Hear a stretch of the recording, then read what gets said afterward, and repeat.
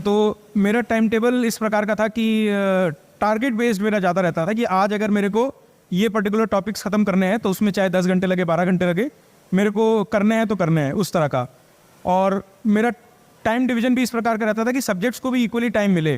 तो मैं जैसे सुबह उठ करके 7 बजे से फिर लगभग लंच टाइम तक इंक्लूडिंग ब्रेकफास्ट ब्रेक मैं जनरल स्टडीज़ पढ़ता था। फिर दोपहर में लंच के बाद डिनर तक मैं अपना ऑप्शनल पढ़ता था जो कि इलेक्ट्रिकल इंजीनियरिंग था। और रात को मैं रखता था 1-1.5 घंटा उस सब्जेक्ट के लिए जो मेरे को खुद का वीकेस्ट पॉइंट लगता था, कि जो मेरे को लगता है कि मैं इसमें सबसे कमज़ोर हूँ, मैं उसमें एक्स्ट्रा टाइम दूंगा ताकि मैं उसमें भी अच्छा परफॉर्म कर सकूँ। तो इस तरह से मैं अपना डेली रूटीन डिवाइस करता था। तो मेरा Mr. Aditya Srivastava, who secured AIR 1, right, in 2023. Also an early bird. He was somebody who used to wake up at 7 a.m. and by 7:38 he would be sitting to study.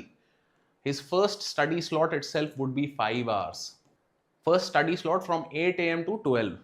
इसके बीच में थोड़ा चाय पानी का 15 मिनट आधा घंटा break ले लिया तो ले लिया, but pretty much going there. Then 1.5-2 hours का break in the middle, another big study session 2, and he used to divide his day that, in the morning he'll do GS, in the second half he'll do optional.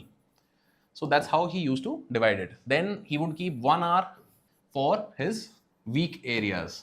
Ki every day he would work on something that he considered ki acha, this is my weak area. It could be in optional, it could be in GS. Generally for him he was working on ethics ka case studies or answer writing for that matter. तो schedule देखो, 6 hours over here, 5 hours here and 1 hour here. He's studying 12 hours per day, right? This was in the attempt where he became an IPS officer. कैसे GS और optional में time को balance कर सकते हैं, क्योंकि जब ज़्यादा सिलेबस होता है तो ज़्यादा टाइम भी खाएगा। सर मेरा ये मानना था कि ऑप्शनल में कंपैरेटिवली जितना आप टाइम इन्वेस्ट करेंगे उसके कंपैरेटिव में आपका आउटपुट ज़्यादा आएगा। तो मैं ट्राई करता था कि ऑलमोस्ट इक्वल टाइम जीएस और अपने ऑप्शनल को दूं।